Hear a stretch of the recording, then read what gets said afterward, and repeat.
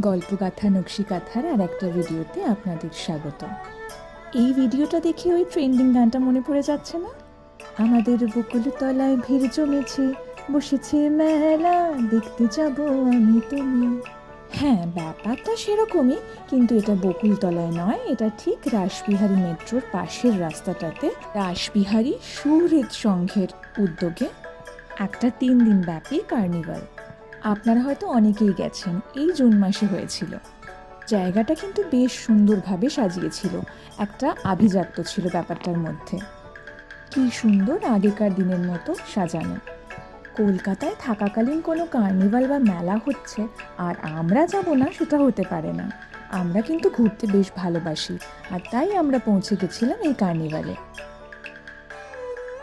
এগুলো দেখুন কি মিষ্টি ফ্রিজ ম্যাগনেট সবকটা।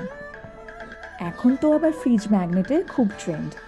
সে আপনি মালয়েশিয়ায় যান আর দীঘা বা পুরী যান, সব জায়গা থেকে এই ফ্রিজ ম্যাগনেটটা কিন্তু অবশ্যই আসে।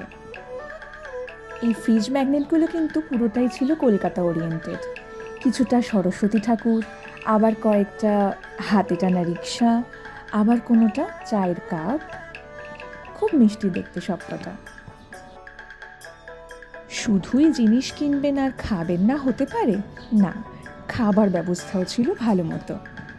ওয়াও মোমো, টি জাংশন, সিসিডি আর সাথে ফিশ ফিঙ্গার, ফিশ কাটলেট সবই ছিল।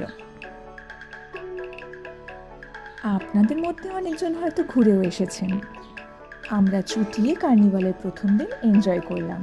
আপনাদের সাথে দেখা হবে গল্পগাথা নকশিকাথার পরের একটা এপিসোডে।